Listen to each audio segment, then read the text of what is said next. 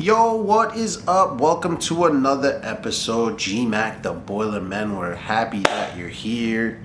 We're always appreciative of those who take the time to watch our videos. I also want you guys to I want you to let me know. You know, we've been shooting these probably somewhere between 10 and 12 minutes. 13 probably been the most. Sometimes I feel like it's a lot. Then again, people come to YouTube for this, right? You know, get a little bit of insight, a little deeper dive. Maybe you're driving your car right now when you watch this. I'll be honest, for me, I watch a lot of YouTube videos as well. I have a lot of creators out there that I really appreciate, that have taught me a lot about shooting content. And then, 20, 30-minute videos are great for me because I'm on the road, traveling, traffic, and it's beautiful. So let me know, I could do some shorter ones. I could do some longer ones. I can speak on any topic you guys want us to. Just drop a comment below. Let us know, And if you're here for the first time, man, first of all, thank you. Appreciate you being here. Appreciate you taking the time out of your day to spend it with us. I mean, not spending the whole day, but for the next 10 or 11 minutes, I'm going to talk your ear off about a topic. And I do appreciate you taking the time to be here. Allergies are killing me here in New York right now, so don't mind that. And I do apologize ahead of time. If you are new here and you haven't subscribed to our channel, please take the time. You push a button. It's not very hard. Support us. It will help move the algorithm. It'll help push our videos up so you get to see more content, because we are providing a lot of content for you guys. And also, while you're at it, smash the like button, man. Help us get the views up. Let's get this out to more people. It's super important to share, especially if you're getting something from it. If you watch it and you're like, this guy, well, that's on you, and you could just turn it off and not share it. But if you're getting something from these videos and you're truly enjoying the experience of spending 10 to 12 minutes with me talking about business, talking about boilers, talking about other things, by all means, share it with people, all right? It really helps us. So on today's episode, I kind of wanted to talk to you guys a little bit about safeties, the importance of safeties. I know this should seem so obvious, which is the most complicated word. Clearly, I was having a hard time finding it. But safety in a boiler room is paramount. And I can't begin to tell you how many times I hear and see guys just overlook the importance of safety. I've seen it time and time again. Doesn't happen on our jobs now because over the years we've cleaned a lot of these things up. But you'd be amazed every time I get to go into a new boiler room and work on new equipment, how many safeties are either electrically jumped out or are just not operating the way they're supposed to, because it seems like a lot of neglect has happened and not a lot of testing has been done. Don't be that person, please.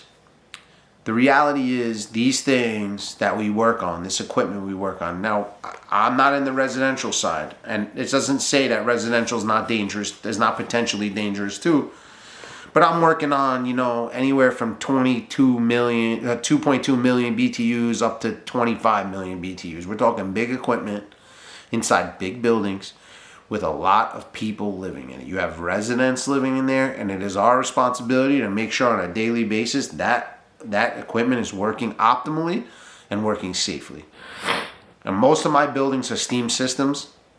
Take 2 minutes and Google the old steam systems and the that happened with them. Some boilers blew out of walls. They blew up ships. A lot of these Scotch Marine boilers, that's where they came from. They originated on these ships. How many explosions because of high steam pressures and safeties not working and dry fires and all these things. Dry fires is another topic that I'm going to talk about in another video. But with all that being said, man, safety. So you have on a steam, I'm going to talk steam systems today. But in general, you have low water cutoffs, right? What is a low water cutoff? Low water cutoff inherently is when the water drops below that particular point, it shuts the boiler off. Why? Well, on a steam boiler, there's only a certain amount of water. And then in our types of boilers, we're working on what could be tubed boilers. You don't want to be running a 22 to 2300 degree fire inside with exposed steel. Anybody that understands when there's exposed steel and you overheat it and you have expansion and contraction, what can happen? So when that water goes low, that low water cutoff, and in our city, in New York City, they require 2 low water cutoffs. So you have a mechanical style, which is a 67, and you have a probe style, which is more of a manual reset. So this way, if it goes past the probe and it goes to the manual reset, the only way to turn the boiler back on is to hit a manual reset. And they do that for safety purposes. But then a lot of times, when the boiler hasn't been flushed and other things haven't been done, these things fail. And those 2 items I just discussed, which is basically the low water cutoffs, are probably 2 of the most important. Now, there are others. We have spill switches. So many of you know what a spill switch is, but if you're a novice and you don't know what a spill switch is, essentially what it is it goes on the smoke pipe. So the heat that is leaving the boiler is going out of a chimney and going out the stack up to the roof. But what if that chimney collapses, right? There's liners inside. The liner collapses. Now that heat can't escape. It comes out my draft regulator. The draft regulator is for that. It regulates draft. But in this particular situation, you'll get a backup of heat. And now the spill switch senses that heat and shuts the boiler off. Another safety. So I've seen guys jump those out. I've heard catastrophic things happen. I've heard of people dying of carbon monoxide poisoning from someone jumping out a spill switch, and now the fumes are not escaping out of the chimney the way they're supposed to, go up to an apartment, and the rest is history. These are all topics of things that I'm going to get into eventually. We're going to talk take a deeper dive, but really just talking about safety. So the point of me bringing this up is, you see a lot of these things, it's not only being overlooked, it's being physically done. Somebody is going in and physically jumping out some of the most important safeties. And it's intolerable. Now, I will say, as a technician, there have been times that I have jumped out of safety, but it's never with longevity in mind, right? There have been times that it's midnight, 1 o'clock in the morning. I know that equipment's going to work. I test everything else before I leave, and I make sure that without a shadow of a doubt, whether it be me or one of my other techs, we're going back to that building to make sure that thing is right. We don't leave things permanently, especially on the electrical side, jump. Now, people don't understand about electrical jumping out of an equipment. You're essentially taking that equipment out of the equation. So yes, it's physically there, it physically operates, but it no longer does its job because I have electrically eliminated it.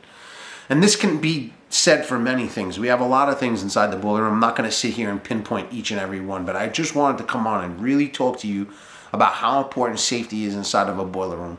How important it is to check your safeties before you leave. We teach our team to make sure before every time they leave a job is checking the automatic water feeders, especially on steam jobs, checking the automatic water feeders and dumping the low water cutoffs.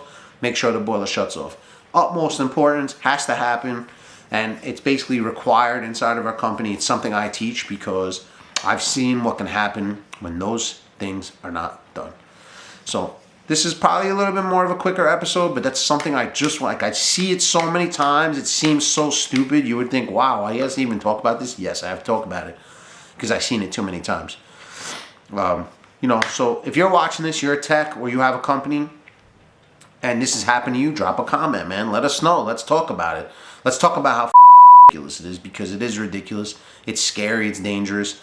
And bad things can happen. So like I said, I'm going to do another episode talking about dry fires and some other things because that's another safety hazard and it is related to this, but I didn't want to get off on a tangent on that. So again, I appreciate you guys being here, man. If you have a comment, you have a topic you'd like us to discuss, you want to discuss this topic, you know where to go. Go down below, drop us a nice little comment. Let's have a discussion. We answer everybody's comments. I never leave anybody behind. So once again, we appreciate you. We love you. We hope you're getting something from this. We hope you're building your business. We hope you thrive. Have a great day. Peace.